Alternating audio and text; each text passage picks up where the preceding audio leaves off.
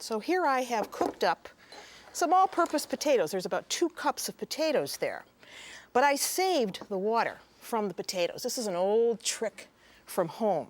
It's a lot of starch in that water, and it's something that yeast absolutely loves. So you want to save the water that you cook the potatoes in. You need about 2 cups of that, or 3 cups if you have it. If you don't, make up the difference with just plain water. Make sure that it's warm, because we have to dissolve the yeast. So here we have a teaspoon of yeast. This goes in, and you whirl that around just to dissolve the yeast. And then you add the potatoes. So they go in. And you want to get those mixed in well with the water.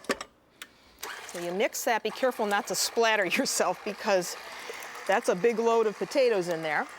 And then you have ready some unbleached, or rather bread flour. I'm using bread flour for this. It's a higher protein content, and it's necessary for this bread because this is a very thick dough. So you get the potatoes mixed, and then with the bread flour, I like to use this. This is wheat gluten. It's actually a protein that helps to enhance what dough does. So it gives it a better rise. It helps dough keep its shape. So you mix that in, and about 1.5 tablespoons of salt goes in. Now, when you measure flour, make sure you do the sprinkle and sweep method in a dry measure and sweep the excess off. Otherwise, you know, you're going to have more flour than you need. So now you start adding the flour to the mixer. Add the flour to the potatoes and the water mixture, a little bit at a time, until you have a dough that is going to come around that dough hook. So you got to keep adding enough flour until you have it. And then when you do, you will have a dough that you need to knead and put in a bowl. And look at that.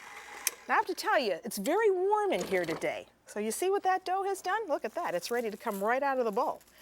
This is a risen dough. So now we have to take the paper off. You put it in a bowl and you let it rise. And you want to punch it down. Punch that dough down with floured hands, because you want to disperse all of those yeast cells that have now risen. And you take it out. Look at how light and fluffy that is. Now, you don't want to work with cold dough. You want to make sure that that dough is nice and warm. So here's my dough, and I'm just going to take half of this. You could make, well, with this wad of dough, you could make about 2 or 3 focaccia. I'm going to take this and put it off to the side and just work with this one. So what you need to do is knead that dough until it's nice and soft in your hands.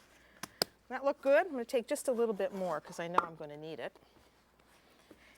And now you have ready a bake sheet. This is after you've let the dough rise once. You get out a bake sheet. There's one right here. And you add some olive oil to this. Spread this out.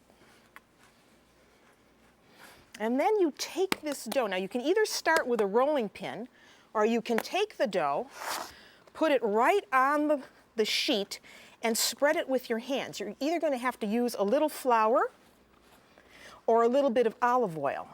And as you do this, the dough will relax. You can come back 5 minutes later and you'll keep stretching it. It doesn't have to fill the pan, depending on how much dough you start with.